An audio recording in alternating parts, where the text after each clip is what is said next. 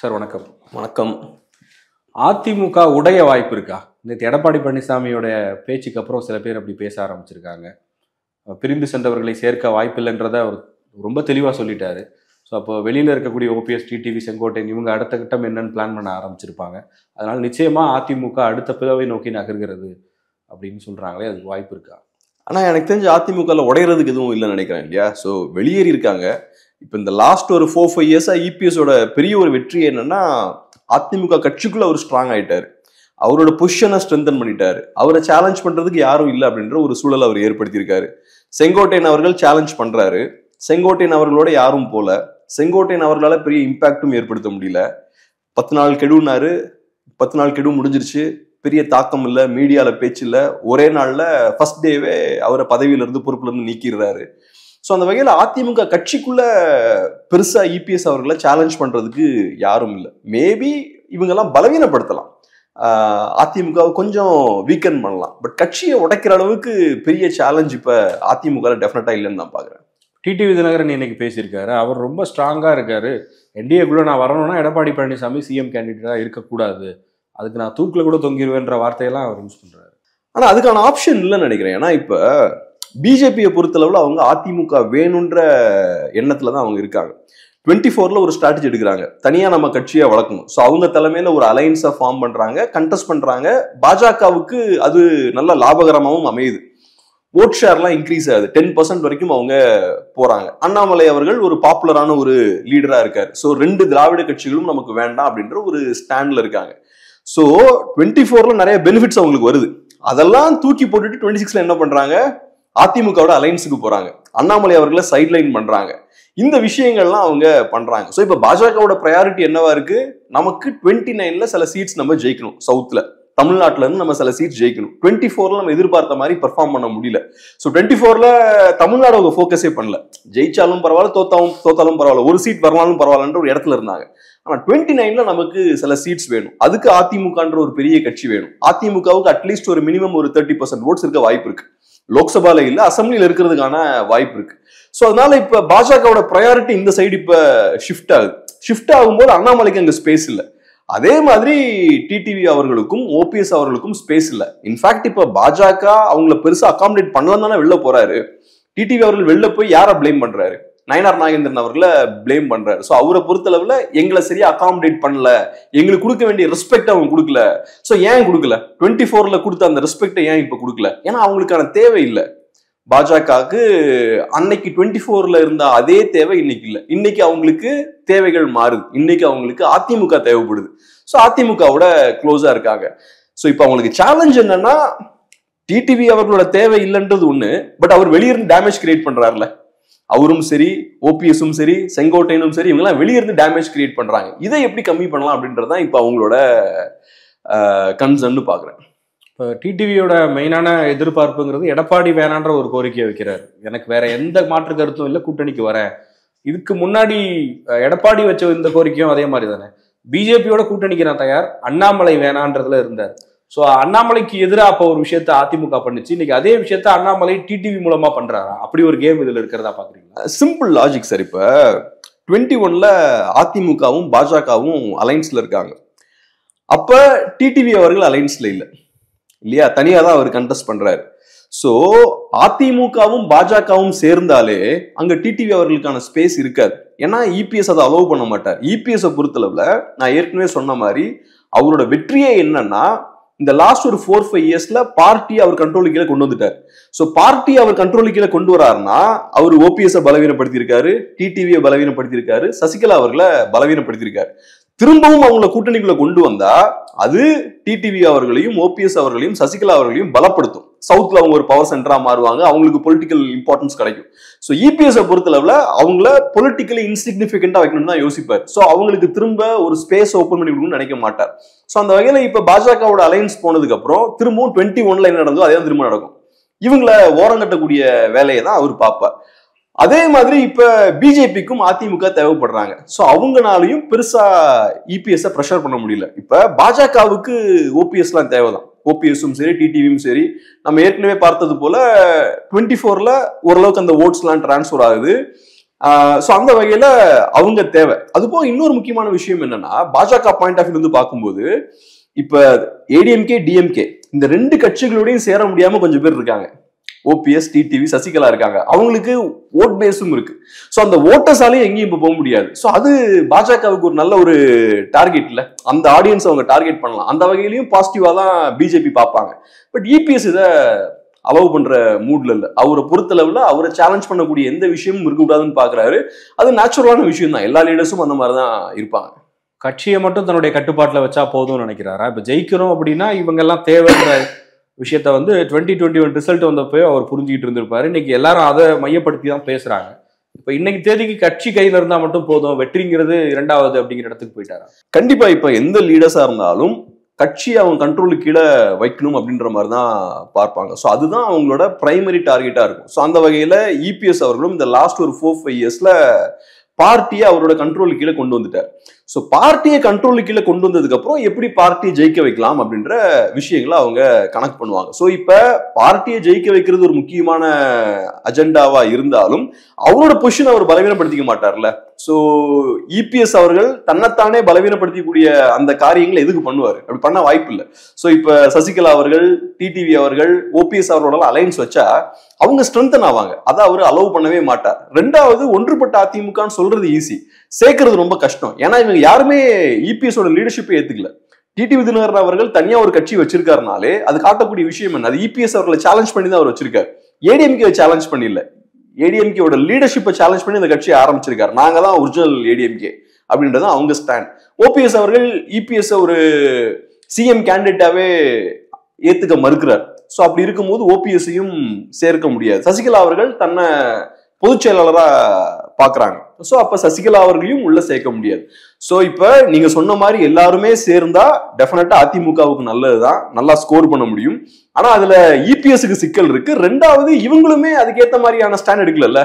இப்ப அவங்க அதிமுகவோட சேரணும்னா அதுக்கேற்ற மாதிரியான நிலைப்பாட்டு அவங்க எடுக்கணும்ல. அது இல்ல, நீ இபிஎஸ்ஸே நான் ஏத்துக்க மாட்டேன் அப்படின்னா தலைமையில இருக்க ஒருத்தர் அப்படி எப்படி ஏத்துப்பாரு அதை? ஸோ அந்த சிக்கல்கள்லாம் இருக்கு. டெல்லியோட கணக்கு என்னவா இருக்கும்னு நினைக்கிறீங்க? அவங்க வந்து ஒருங்கிணைந்த அதிமுக அப்படிங்கறத ஒரு பக்கம் மூவ் பண்ற மாதிரியும் தெரியுது. வெளிப்படையா பேசும்போது அவங்க இன்டர்னல் பார்ட்டி மேட்டர்ல நாங்க தலையிட மாட்டோம்னு சொல்றாங்க. செங்கோட்டையன் டெல்லி போனா அவரையும் மீட் பண்றாங்க. இங்க இருக்கக்கூடிய தலைவர்களும் எல்லாரும் ஒன்னா இருந்தா நல்லது தானே அப்படின்னு பேசுறாங்க. இப்ப டெல்லியோட ஐடியா தான் என்ன? மெயின் ஸ்ட்ரீம் மீடியாவை பொறுத்தளவுல அதிமுகவுக்குள்ள ஒரு சிக்கல் நடக்குதுன்னா அதுக்கு பெரிய முக்கியத்துவம் கொடுக்குறாங்க. ஸோ இப்ப இபிஎஸ் அவர்கள் அமித்ஷா அவர்களை சந்திக்க போறார் அப்படின்ற நியூஸ் வரும்போது அதுக்கும் பெரிய ஹைப் அவங்க கொடுக்குறாங்க. இந்த ஹைப் கொடுக்கறனாலேயே இந்த சந்திப்புக்கு பெரிய முக்கியத்துவம் இருக்குன்னு நம்ம எடுத்துக்க முடியாது. இப்ப ஸ்டாலின் அவர்கள் டெல்லிக்கு போறாரு. நித்தி ஆயோக் மீட்டிங் நடக்கும்போது அவரு டெல்லிக்கு போறார்.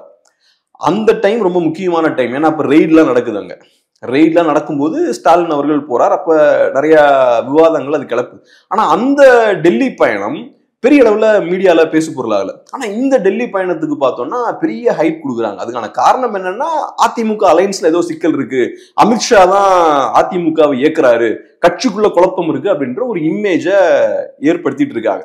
ஆனா நான் எப்படி பாக்குறேன்னா, இந்த மீட்டிங்க்கு பெரிய அந்த அளவுக்கு சிக்னிபிகன்ஸ் இருக்கிறதா நான் பார்க்கல. அதுக்கான முக்கியமான காரணம் என்னன்னா, நான் ஏற்கனவே சொன்னது போல இபிஎஸ் அவர்கள் ரொம்ப ஸ்ட்ராங்கா இருக்காரு. நேத்து அவர் சென்னையில பேசும்போது என்ன சொல்றாருன்னா, மறைமுகமா பேசுறாரு. கட்சி ஆபீஸ அட்டாக் பண்ணவங்களால நம்ம எப்படி சேர்த்துக்க முடியும், 18 எம்எல்ஏஸ் அவங்க உருவுறாங்க, அந்த விஷயத்த பேசுறாரு. கட்சியை கபலீகரம் பண்றவங்க அந்த மாதிரிலாம் பேசுறாரு. சோ அவர் கிளியர் கட்டா டெல்லிக்கு போறதுக்கு முன்னாடி கொடுக்குற சிக்னல் என்ன ஆனாலும் இவங்களெல்லாம் சேர்த்துக்க மாட்டேன் அப்படின்ற விஷயத்த அவர் கிளியரா சொல்றாரு. சோ இந்த டிஸ்கஷன் அதை சார்ந்து இருக்கிறதுக்கான வாய்ப்புகள் கம்மி. அப்ப எதுக்கு டெல்லி போறாரு? டெல்லி போய் இவங்க என்ன பேச போறாங்க அப்படின்ற ஒரு கேள்வி இருக்கு. என்ன பொறுத்தளவுல மேபி இப்ப இபிஎஸ்க்கு இப்ப இருக்கக்கூடிய சிக்கல் என்னன்னா, ஒரு சைட்ல செங்கோட்டையன், இன்னொரு சைட்ல ஓபிஎஸ், இன்னொரு சைட்ல டிடிவி, இவங்க எல்லாருமே பிரச்சனை கொடுத்துட்டு இருக்காங்க இபிஎஸ்க்கு. இவங்க எல்லாரையுமே ஓரளவுக்கு கண்ட்ரோல் பண்ணக்கூடிய கெப்பாசிட்டி பிஜேபிக்கு இருக்கு. கண்ட்ரோல்ன்றதை விட இவங்க மேல பிஜேபிக்கு ஒரு இன்ஃப்ளூயன்ஸ் இருக்கு இல்லையா? இவங்க எல்லாருமே பிஜேபியோட க்ளோஸா இருக்காங்க. சோ அந்த வகையில இவங்களெல்லாம் கொஞ்சம் கண்ட்ரோல் பண்ணி வைங்க, கிரவுண்ட்ல எங்களுக்கு பிரச்சனை கொடுத்துக்கிட்டே இருக்காங்க, சோ அது வேண்டாம், அதை ஸ்டாப் பண்ணுங்கன்றத இன்சிஸ்ட் பண்றதுக்கு மேபி போலாம். அதை தாண்டி ஒன்றுபட்ட அதிமுக கூட்டணிக்குள்ள அவங்கள சேர்க்கிறது எனக்கு என்னமோ அதுக்கான ஸ்பேஸ் இருக்கிற மாதிரி தெரியல. நேத்து அவர் பேசும்போது அவ்வளவு ஸ்ட்ராங்கா பேசுறாரு. அவங்கள பத்தி பேசும்போது, டிடிவி அவர்கள் ஓபிஎஸ் எல்லாம் பத்தி பேசும்போது அவங்க எல்லாம் துரோகிகள் அப்படின்ற ஒரு இடத்துலதான் அவங்கள வைக்கிறார். அந்த இடத்துல வச்சுதான் அவங்கள பேசுறாரு. சோ அப்படி அட்டாக் பண்றாங்கனாலே உள்ள சேர்க்க விருப்பம் தான் அர்த்தம். இப்ப நிஜமாவே கூட்டணி வைக்கிற பிளான் இருந்தா இவ்வளவு காட்டமா நேற்று பேசியிருக்க மாட்டார்ல. இதெல்லாம் ரொம்ப காட்டமான கடுமையான வார்த்தைகள்ல அது பேசியிருக்க வாய்ப்பு இல்லை. சோ அப்படி பார்க்கும்போது எனக்கு என்னமோ அவங்களுக்கான ஸ்பேஸ் பெருசா உள்ள இல்லைன்னு நினைக்கிறேன். நேத்து அவர் அந்த மேடையில பேசும்போது இன்னொரு விஷயத்தையும் சொன்னாரு. 4.5 வருஷம் ஆட்சியை காப்பாத்தி கொடுத்தது டெல்லி தான், அந்த நன்றி விசுவாசம் இருக்குன்னு சொல்றாரு. ஓபிஎஸ் தர்ம யுத்தத்துல இருந்து எல்லா விஷயங்களுக்கு பின்னாடி யார் இருக்கான்னு சம்பந்தப்பட்டவர்களே பேசியிருக்காங்க. பிஜேபி தான் இருக்குன்றது எல்லாருக்குமே தெரியும். அப்படி இருக்கும்போது இவர் அவங்கள பாராட்டி அவங்க தான் இந்த ஆட்சியை காப்பாத்தின மாதிரி பேசுறாரு. அதை எப்படி எடுத்துப்பாங்க? அவர் ஒரு பொலிட்டீஷியன் சார். சிம்பிளான விஷயம். அவருக்கு இன்னைக்கு ஓபிஎஸ் டிடிவி தேவையில்லை, அவருக்கு பிஜேபி தேவை. சோ அதனால பிஜேபியை பாராட்டி பேசுறார், ஓபிஎஸ் டிடிவியை அப்போஸ் பண்ணி விமர்சிச்சு பேசுறார். சோ இதுல நம்ம புரிஞ்சுக்க வேண்டியது என்னன்னா, அவரு ஓபிஎஸ் அவர்களையும் டிடிவி அவர்களையும் சேர்த்துக்கிறதுக்கு ரெடியா இல்லை, பிஜேபியை சேர்த்துக்க ரெடியா இருக்கார், பிஜேபியோட ஒர்க் பண்ண ரெடியா இருக்கார். இது கரெக்டா தப்பான்னா அது மேபி தப்பா கூட இருக்கலாம். பட் இதுல அது முக்கியம் கிடையாது. நம்ம புரிஞ்சுக்க வேண்டிய விஷயம் என்னன்னா, இபிஎஸ் பொறுத்தளவுல இவங்கள உள்ள விடக்கூடாதுன்றதுல ஸ்ட்ராங்கா இருக்கார். பிஜேபியோட பயணம் பண்றதுலயும் பயணம் பண்ணணும் அப்படின்றதுலயும் அவரு ஸ்ட்ராங்கா இருக்கார். அது எனக்கு புரிஞ்சுக்க முடியுது. ஏன்னா இப்ப இபிஎஸ்க்கு பாஜக தேவை. ஏற்கனவே அவங்க என்டிகேவோட அலைன்ஸ் வைக்க ட்ரை பண்ணாங்க, ஒர்க் அவுட் ஆகல. டிவிகேவோட அலைன்ஸ் வைக்க ட்ரை பண்ணாங்க, ஒர்க் அவுட் ஆகல. சோ இப்போ ஆப்ஷன் இருக்கிறது பாஜக மட்டும்தான். பாஜகவோடையும் அலைன்ஸ் வைக்கலன்னா திமுக எதிர்ப்பு வாக்குகள் 4 சைட்ல ஸ்பிளிட் ஆகும். ஒரு சைட்ல அதிமுக, இன்னொரு சைட்ல டிவிகே, என்டிகே, இவங்க எல்லாரும் பிரிப்பாங்க. அப்புறம் பிஜேபி. சோ அது எலெக்ஷனுக்கு முன்னாடி நீங்க சொல்லிடலாம் ஏடிஎம்கே தோத்துருவாங்க. சோ அப்ப எலெக்ஷன் நல்லா டஃபா ஃபைட் பண்ணணும்னா ஆன்டி டிஎம்கே ஓட்ஸை கன்சாலிடேட் பண்ணணும். அதோட ஒரு தொடர்ச்சியா தான் அவர் பாஜகவை உள்ள கொண்டு வர. கண்டிப்பா அதனால பாஜக தேவை. இப்ப மேபி டிவிகேவோட அலைன்ஸ் வைக்க முடியுதுன்னா பாஜக தேவைப்படாது. ஆனா இப்ப பாஜகவோட தேவை இபிஎஸ்க்கு இருக்கு. சோ அதனால அந்த வகையில அவரு பாஜகவுக்கு சாதகமா சப்போர்ட்டிவா பேசுறாரு. அவருக்கு தேவை இருக்கிறனால அவங்களோட நெருக்கம் காட்ட முயற்சி பண்றாரு. முன்னாடி நீங்க சொன்னீங்க இல்லையா, இப்போ டெல்லிக்கு பிஜேபிக்கு 2029 வெற்றிங்கிறது ரொம்ப முக்கியம். 26லயும் அவங்க ஒரு வெற்றி கிடைச்சாதான் அதை அப்படியே கேரி ஃபார்வர்ட் பண்ண முடியும். இப்போ இவங்கெல்லாம் இல்லாம அந்த வெற்றி சாத்தியமா தெரியல. அது நம்ம வெயிட் பண்ணி தான் பார்க்கணும். ஆனா அதிமுகவுக்கு இது ஒரு டஃப்பான எலெக்ஷன் தான். குறிப்பா டிவிகேன்ற புது பிளேயர் வந்தனால டஃப்பான ஒரு எலெக்ஷன் தான். ஸோ இப்ப நம்ம கையில என்ன கார்ட்ஸ் இருக்கோ அதை வச்சு தான் பிளே பண்ண முடியும். கேம் நம்ம கையில இருக்கக்கூடிய கார்ட்ஸ் வச்சு தான் நம்ம பிளே பண்ண முடியும். என்ன ஆப்ஷன் நம்ம கையில இருக்கோ அதை தான் நம்ம யூஸ் பண்ண முடியும். ஸோ இப்ப இபிஎஸ் கிட்ட இவங்களை உள்ள கொண்டு வருவதற்கான ஆப்ஷன் இல்லை. அவரை பொறுத்த வரைக்கும் இவங்க உள்ள வந்தா ஒரு வெற்றி கிடைக்கணும், அந்த வெற்றி கூட வேணாம் எனக்கு, இவங்க வேணாங்கிற ஐடியால இருக்கு. நான் என்ன சொல்றேன், அந்த ஆப்ஷனே இல்லைன்றேன். ஏன்னா கட்சிக்குள்ள அவங்க நீங்க சேர்க்க முடியாது. கட்சிக்குள்ள சேர்க்கணும்னா அதுக்கு அவங்களோட நிலைப்பாட்டை மாத்தணும். அவங்க இபிஎஸ் ஏத்துக்கிறதா இல்ல, ஏத்துக்கவும் முடியாது. இன்னைக்கு டிடிவி தினகரன் அவர்கள் இபிஎஸ் ஏத்துக்கிட்டாருன்னா அவர் கட்சிக்கான தேவையே இருக்காது. அப்புறம் அம்மா மக்கள் முன்னேற்ற கழகம்ன்ற கட்சி எதுக்கு? சோ அந்த கட்சிக்கான தேவையே இருக்காது. அதே மாதிரிதான் ஓபிஎஸ் அவர்களும். அவர் இன்னைக்கு இபிஎஸ் ஏத்துக்கிட்டாருன்னா அவரோட ஓவரால் நிலைப்பாடே அங்க கலைஞ்சு போயிரும்ல. ஒரே அணியில இவங்க எல்லாம் வர வாய்ப்பு இருக்கா? ஒரே அணியில வந்தாலுமே அது ஏடிஎம்கேவுக்கு எந்த அளவுக்கு எலக்டோரலா பெனிஃபிட் தரும் நமக்கு தெரியல. ஏன்னா இப்ப ஒரே அணிக்குள்ள வராங்கன்னு வச்சுப்போம், பிஜேபி கொஞ்சம் சீட்ஸ் கொடுக்குறாங்க, அந்த சீட்ஸை டிடிவிக்கும் ஓபிஎஸ்க்கும் பிரிச்சு கொடுக்குறாங்கன்னு வச்சுப்போம். அப்ப உங்களுக்கு டார்கெட் என்ன? சவுத்துல தேவர் வாக்கு தானே. அந்த வாக்குகள் பிஜேபிக்கு டிரான்ஸ்பர் ஆகும், ஏடிஎம்கே டிரான்ஸ்பர் ஆகாது இல்ல. அந்த மக்கள் எப்படி பார்ப்பாங்க? நீங்க எங்களை அலைன்ஸ்ல கூட சேர்த்துக்க மாட்டீங்க, பிஜேபி வழியா தான் சேர்த்துப்பீங்க, கட்சியிலையும் சேர்த்துக்க மாட்டீங்க, உங்களுக்கு நாங்க எதுக்கு ஓட்டு மட்டும் போட்டு தானே யோசிப்பாங்க. சோ அதனால அப்ப அந்த ஓட்ஸ் டிரான்ஸ்பர் ஆகுமான்ற கேள்வியும் இருக்கு. சோ ஏடிஎம்கேவுக்கு அவங்களால எந்த அளவுக்கு லாபம் இருக்கு அப்படின்ற கேள்வி இருக்கு. அப்புறம் முக்கியமா நான் ஏற்கனவே சொன்ன மாதிரி அவங்கள பலப்படுத்தக்கூடிய வேலைகளை இபிஎஸ் பண்ண மாட்டார். ஏன்னா அவங்க எதிரிகளை வீக் ஆகணும்னு தான் நினைப்பாங்க எல்லாருமே. ஸோ அவங்கள பலப்படுத்த கூடாதுன்னு அவரு பார்ப்பார். அதனால எனக்கு என்னமோ டிடிவி அவர்களையும் ஓபிஎஸ் அவர்களையும் ஸ்ட்ரென்தன் பண்ணக்கூடிய வேலைகள் எதுவும் பண்ண மாட்டார் அப்படின்னு நினைக்கிறேன். அப்புறம் இந்த எலெக்ஷனை பொறுத்தளவுல போன தடவையை விட இந்த தடவை அவங்களோட ஓட்ஸ் கம்மியா இருக்கான வாய்ப்பும் இருக்கு. இந்த டிடிவி ஓபிஎஸ் இவங்க கம்மியா இருக்கான வாய்ப்பு இருக்கு. ஏன்னா மக்களுக்கு தெரியும் இல்ல, நம்ம ஓட் போட்டுட்டே இருக்கோம், பெரிய இம்பாக்ட் நம்மளால ஏற்படுத்த முடியல, அதிமுகவை நம்மளால கேப்சர் பண்ண முடியல. அதே மாதிரி நம்ம இண்டிவிஜுவல்ஸுக்கு ஓட்டு போடுறதுல என்ன பிரயோஜனம் இருக்குன்னு யோசிப்பாங்கல்ல. ஸோ ஏதோ ஒரு கட்சிக்கு ஓட் போட்டா ஏதோ ஒரு யூஸ் இருக்கும். ஸோ அதனால எதுக்கு நம்ம ஓட்டை வேஸ்ட் பண்ணணும்னு கொஞ்சம் பேர் யோசிக்கிறதுக்கான வாய்ப்பு இருக்கு. ஸோ போன தடவையை விட இந்த தடவை கொஞ்சம் ஓட்ஸ் கம்மியா இருக்கும் வாய்ப்பு இருக்கு. டிடிவி ஓபிஎஸ் போன்ற அதிமுக இருந்து வெளியேறியவர்களுக்கு என்ன ஆப்ஷன் இருக்குன்னு பாக்குறீங்க? அவங்களுக்கு ஏடிஎம்கே இல்ல என்டிஏ இல்லைன்னா அவங்க வேற என்ன ஆப்ஷன்? இப்ப ஓபிஎஸ் அவர்கள் பேசுறத வச்சு பார்க்கும்போது நான் செங்கோட்டையன் அவரோட பேசிட்டு இருக்கேன்றாரு, மற்றவங்களோடய நான் பேசுவேன்றாரு. அதை வச்சு பார்க்கும்போது இவங்களுக்குள்ள ஒரு அண்டர்ஸ்டாண்டிங் வர்றதுக்கான வாய்ப்பு இருக்கு. ஸோ அதிமுகல இருந்து வெளியேறின இவங்கெல்லாம் சேர்ந்து ஒரு பொலிட்டிக்கல் அண்டர்ஸ்டாண்டிங் வர்றதுக்கான வாய்ப்பு இருக்கு அப்படின்றது ஒரு பார்வை. அது ஈஸி, அது செஞ்சிடலாம். ஏன்னா அவங்க எல்லாத்துக்குமே ஒரே அஜெண்டா தான் இருக்கு, ஓரளவுக்கு அதை செஞ்சிடலாம். ரெண்டாவது, இப்ப டிடிவி அவர்கள் பேசுறதை வச்சு பார்க்கும்போது அவர் டிவிக்கோட நெருங்குறதுக்கான விருப்பம் மேபி அவருக்கு இருக்குமோ அப்படின்ற மாதிரி தோணுது. விஜய பாசிட்டிவா பாக்குறாரு, பெரிய ஒரு அணியை அமைப்பார் அப்படின்ற மாதிரிலாம் சொல்றாரு.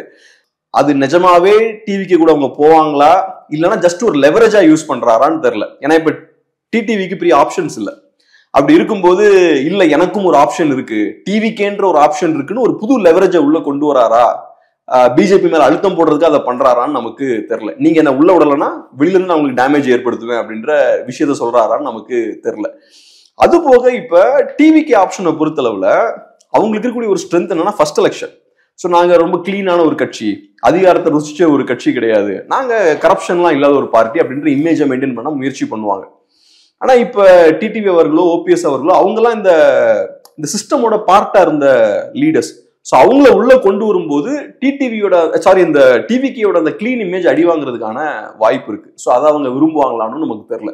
ஸோ அதனால மூன்றாவது ஒரு பெரிய அணி ஃபார்ம் ஆகிறதுக்கான வாய்ப்பு இருக்கான்னு தெரியல. பட் எனக்கு என்னமோ டிடிவி, ஓபிஎஸ், அப்புறம் சசிகலா, செங்கோட்டையன் இவங்கெல்லாம் சேர்ந்து கோஆர்டினேட் பண்ணி ஒர்க் பண்றதுக்கான வாய்ப்பு இருக்குன்னு பாக்குறேன். அரசியல்ல எதுவும் சாத்தியம் அப்படின்னு ஓபிஎஸ் ஒரு பேட்டியில சொல்லியிருந்தாரு. அதாவது டிஎம்கேவோடய நீங்க கன்சிடர் பண்ணுவீங்களா, அங்க போக வாய்ப்பு இருக்கான்னு கேட்டப்ப அதை மறுக்கல. அவர் இருக்குன்னு சொல்லல, மறுக்காம ஒரு செய்தியாளர் சந்திப்புல சொல்லியிருந்தாரு.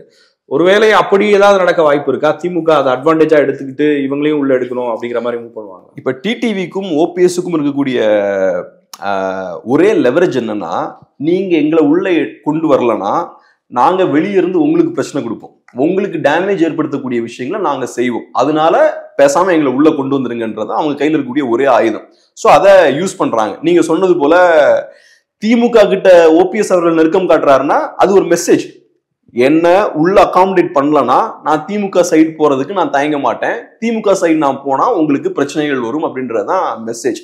ஆனா இப்ப ஓபிஎஸ் அவர்களால திமுகவோட போக முடியுமான்னு எனக்கு தெரியல. இன்ஃபேக்ட் நான் எப்படி பாக்குறேன்னா அது திமுகவுக்குமே நல்லது இல்லை. திமுக அதிமுக கூட நிறைய தலைவர்களை இந்த பக்கம் இழுக்கிறாங்க, அதெல்லாம் அவ்வளவு நல்ல ஒரு விஷயமா பார்க்கல. இப்ப ஜெயலலிதா அவர்களே எடுத்துக்கிட்டோம்னா அவங்க திமுக லீடர்ஸ் எல்லாம் பெருசா உள்ள கொண்டு வரல. அது காரணம் என்னன்னா தீய சக்தி திமுக அப்படின்றதான் அவங்களோட ஸ்டாண்ட். சோ நான் கிளீனான ஒரு பார்ட்டி, தீய சக்தி அவங்க, அந்த இமேஜை மெயின்டைன் பண்ணும். என் எதிரியா இருக்கணும், என் எதிரியை ஃபுல்லா என் டீமுக்குள்ள நான் விட்டேன்னா அப்புறம் எனக்கும் அவனுக்கும் வித்தியாசம் இருக்காது, நான் எப்படி அவனை எதிரியா ப்ரொஜெக்ட் பண்ண முடியும்? ஸோ இன்னைக்கு ஸ்டாலின் அவர்களை பார்க்கும்போது ஏகப்பட்ட ஆட்கள் அங்கிருந்து உள்ள கொண்டு வராங்க இல்லையா, இது அந்த இமேஜை டைலூட் பண்ணிடும். அதிமுகனா திமுகவுக்கு எதிரி, திமுக அதிமுகவுக்கு எதிரி, ரெண்டு பேரும் இங்க ஷிஃப்ட் ஆகிட்டு இருந்தீங்கன்னு வச்சுக்கோங்க, அது அந்த டைனமிக்ஸை அது டிஸ்டர்ப் பண்ணிடும். ஸோ ஸ்டாலின் அவர்கள் இந்த எலெக்ஷன்ல ஜெயிக்கணுன்றதுக்காக அதிமுகவை முடிஞ்ச அளவுக்கு வீக்கெண்ட் பண்ணுன்றதுக்காக அந்த விஷயங்கள்லாம் பண்றாரு. ஆனா லாங் ரன்ல இது நடந்துகிட்டே இருந்ததுன்னா உங்களுக்கும் திமுகவுக்கும் வித்தியாசம் இல்லை, அதிமுகவுக்கும் திமுகவுக்கும் வித்தியாசம் இல்லை அப்படின்ற ஒரு சூழலை ஏற்படுத்திடும். அது உங்களுக்கு தான் பெரிய ஒரு கேடு. இந்த ஸ்டேட்டஸ் கோ அது டிஸ்டர்ப் பண்ணிடும். அது போக இப்ப ஓபிஎஸ் அவர்களை பொறுத்தளவுல அவரு இபிஎஸ் மேல வைக்கிற விமர்சனமே என்ன, அவரு உண்மையான அம்மா வழி வந்த தலைவர் கிடையாது அப்படின்றதுதான் அவர் மேல வைக்கக்கூடிய ஒரு குற்றச்சாட்டு. இந்த குற்றச்சாட்டை நீங்க இபிஎஸ் மேல வச்சு அடுத்து திமுக போய் நீங்க சேர்ந்தீங்கன்னா அது அம்மாவோட ஸ்டாண்டா இருக்குமா என்ன? ஸோ அந்த ஸ்டாண்ட் எப்படி அவரோட ஃபாலோவர்ஸ் ஏத்துப்பாங்க, அந்த ஸ்டாண்ட் எப்படி அதிமுககாரங்க ஏத்துப்பாங்க? ஸோ அதனால அந்த மாதிரி ஸ்டாண்ட் எடுத்தாருன்னா ஓபிஎஸ்க்கு பொலிட்டிக்கலாகவும் பெரிய சிக்கலை ஏற்படுத்தும். ஸோ அதனால பார்ப்போம். எனக்கு என்னமோ அதுக்கான வாய்ப்புகள் இருக்கான்னு எனக்கு தெரியல. ஓபிஎஸ் அவர்களால மற்ற அதிமுக தலைவர்களை மாதிரி திமுகவில் போய் ஐக்கியமாக முடியுமான்னு தெரியல. Thank you sir. நன்றி.